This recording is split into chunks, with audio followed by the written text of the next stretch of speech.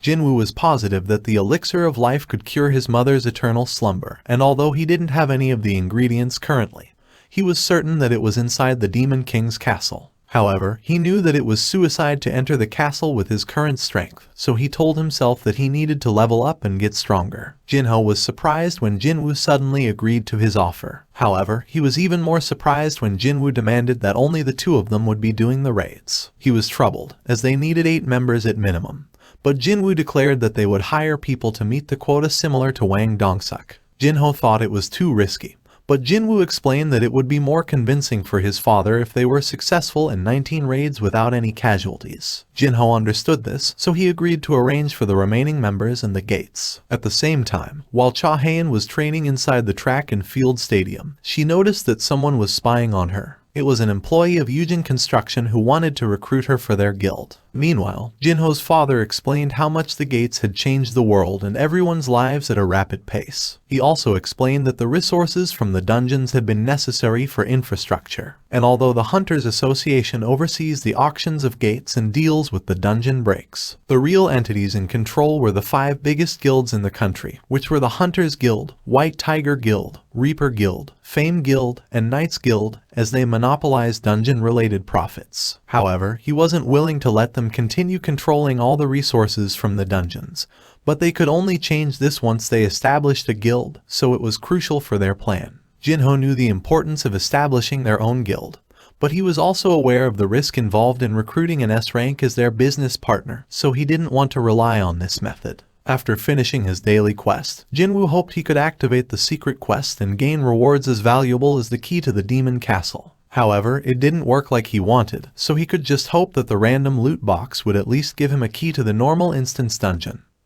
But he got something useless in the end. Jin-Woo wanted to level up as fast as he could, but it would still take some time for Jin-Ho to gain access to C-rank dungeons. He thought of fighting the centipedes inside the penalty zone, but he was uncertain if they would give him some experience or if he could even beat them, so instead, he accepted the association's request to join a strike team for a D-rank dungeon. Although he lost an arm, Mr. Song's swordsmanship was still excellent enough to let him continue teaching. He also received an emergency summon from the Hunters Association. His student asked if he wasn't considering retirement. After thinking about it for a bit, Mr. Song thought it made sense, especially after losing an arm. However, he still wanted to continue contributing to society. Meanwhile, Kim was spending time with his family. He informed his wife about his coming raid. His wife suggested that he find another job instead, as she was still worried after he barely survived his last raid. However, he reminded her that they would need more money for their daughter, who would be in middle school soon, and his wife finally agreed for him to join the raid when he reminded her that low-rank hunters like him would only raid easy dungeons,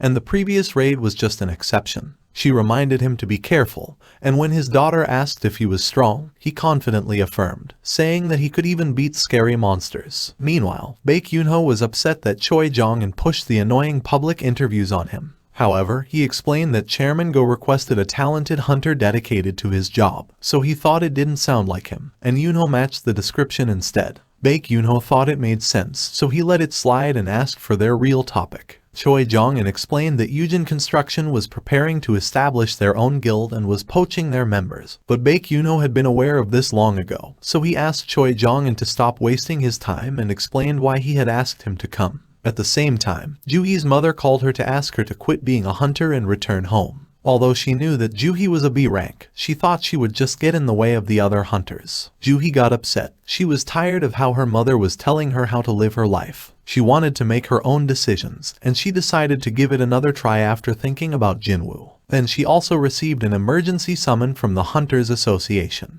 Cha Hae-in ran into Baek Yoon-ho on her way to meet Choi Jong-in. They respectfully greeted each other, but they didn't exchange a single word. After meeting Choi Jong-in, she explained how the Yujin Constructions tried to recruit her as the guild master for the guild they were establishing, but she rejected their offer, so Choi Jong-in felt relieved and thankful. Afterwards, she asked what he had talked about with Baek Yoon-ho. Choi Jong-in had asked Baek's opinion about Jeju Island. Although the island was sealed after their latest failed raid, annual reconnaissance is still done on the island to monitor the situation. And despite experiencing terror from the previous failed raid, Choi Jong-in was still determined to clear the island in the near future. So he wanted the other hunters like Baek to be on the same page, gain strength, gather allies, and gain the public's support through the interviews. Then he asked Baek if he had also left something on the island, so he remembered about Yoon-suk's death. The next day, Jin-Woo told Jinna that he was heading out. She realized how busy he was at work recently, so she couldn't believe that he was the same person who would have to heal and recover after every raid in the past. But Jin-Woo was only glad that he could make a steady living now. Then he left for his raid, although Jinna was confused that he didn't bring anything.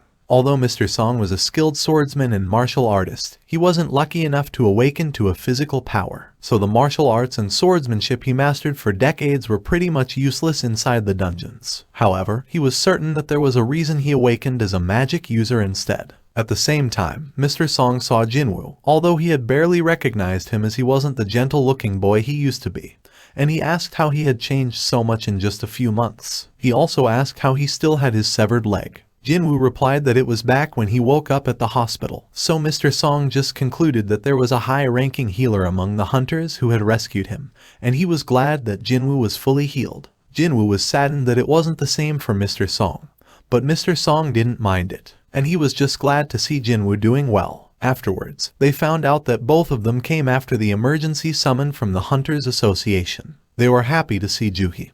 But Mr. Song could easily tell that Kim and Kang were feeling ashamed after seeing Jin-Woo, as they remembered how they had sacrificed him to keep their own lives. Juhi was overjoyed after seeing Jin-Woo. She was even amazed to see how much he had grown taller compared to when she visited him. However, they were interrupted by the arrival of 3 prisoners who were under Kang Tae-shik's watch. The association employee explained that the 3 prisoners would join the raid as substitutes for hunters. This upsets Mr. Song, but the employee explained that convict hunters wouldn't cause trouble as they were trying to reduce their sentence, and she asked the group to understand the situation as they were lacking hunters currently. She also assured them they were prepared for the worst-case scenario, as Kang Tae-shik, who was a B-rank hunter, could handle the criminals with ease. Jin-Woo wasn't fond of the idea, and he suggested that Juhi pass on this raid. However, she wanted to continue, as Jin-Woo declared that he was still going. The convicts were satisfied after finally getting freed from their handcuffs, so Tae-shik had to remind them what would happen if they acted up. Afterwards, he introduced himself to Mr. Song and the others. He declared that the group didn't have to worry about the convicts, as he would be in charge of them, before asking who would lead the team. Mr. Song asked for Jin-Woo's approval to be the leader. Jin-Woo agreed without hesitation, so Mr. Song was thankful that he had given him another chance. He apologized for his failure on their previous raid,